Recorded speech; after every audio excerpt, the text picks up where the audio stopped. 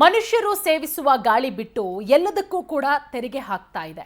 ನಾವೆಲ್ಲರೂ ಕೂಡ ಜನವಿರೋಧಿ ಸರ್ಕಾರದ ವಿರುದ್ಧ ಹೋರಾಟ ಮಾಡ್ತೇವೆ. ಮನುಷ್ಯರು ಸೇವಿಸುವ ಗಾಳಿ ಬಿಟ್ಟು ಎಲ್ಲದಕ್ಕೂ ಕೂಡ ತೆರಿಗೆ ಹಾಕ್ತಾ ಇದೆ. ನಾವೆಲ್ಲರೂ ಜನವಿರೋಧಿ ಸರ್ಕಾರದ ವಿರುದ್ಧ ಹೋರಾಡ್ತೇವೆ. ತುಮಕೂರಿನ ಸಿದ್ಧಗಂಗಾ ಮಠದಲ್ಲಿ ಬಿಜೆಪಿ ರಾಜ್ಯಾಧ್ಯಕ್ಷ ವಿಜಯೇಂದ್ರ ಸರ್ಕಾರದ ವಿರುದ್ಧ ಕಿಡಿಕಾರಿದ್ದಾರೆ.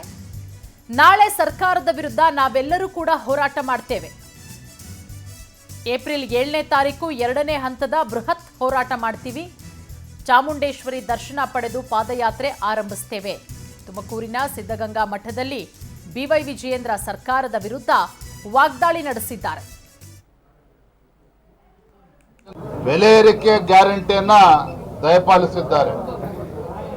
ರಾಜ್ಯ ಸರ್ಕಾರದ ನಿರ್ಧಾರದಿಂದ ಜನಸಾಮಾನ್ಯರಿಗೆ ಸಾಕಷ್ಟು ತೊಂದರೆ ಉಂಟಾಗಿದೆ, ಪರದಾಡ್ತಾ ಇದ್ದಾರೆ. ಹಾಲಿನ ದರ ಜಾಸ್ತಿ ಮಾಡಿದ್ರು, ಪೆಟ್ರೋಲ್ ಡೀಸೆಲ್ ದರ ಜಾಸ್ತಿ ಮಾಡಿದ್ರು, ಸ್ಟಾಂಪ್ ಡ್ಯೂಟಿ ಜಾಸ್ತಿ ಮಾಡಿದ್ರು, ನೀರಿನ ದರ ಜಾಸ್ತಿ ಮಾಡಿದ್ದಾರೆ, ವಿದ್ಯುತ್ ದರ ಜಾಸ್ತಿ ಮಾಡಿದ್ದಾರೆ 36 ಪೈಸೆ.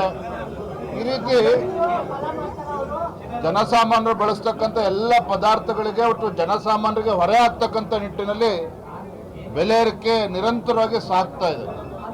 ಹಾಗಾಗಿ ಬೆಲೆ ಏರಿಕೆಯ ವಿರುದ್ಧ ರಾಜ್ಯ ಸರ್ಕಾರದ ಈ ಕ್ರಮದ ವಿರುದ್ಧ 2ನೇ ತಾರೀಕು ಏಪ್ರಿಲ್ 2ನೇ ತಾರೀಕು ನಾವು ಅಹೋರಾತ್ರಿ ಧರಣಿಯನ್ನು ಮಾಡ್ತಾ ಇದ್ದೇವೆ. ನಮ್ಮೆಲ್ಲ ಶಾಸಕರು, ವಿಧಾನ ಪರಿಷತ್ ಸದಸ್ಯರು, ಮಾಜಿ ಶಾಸಕರು, ಎಲ್ಲ ನಮ್ಮ ರಾಜ್ಯದ ಪದಾಧಿಕಾರಿಗಳು, ಜಿಲ್ಲೆ ಅಧ್ಯಕ್ಷರು ಎಲ್ಲರೂ ಕೂಡ ಭಾಗವಹಿಸ್ತಾ ಇದ್ದಾರೆ.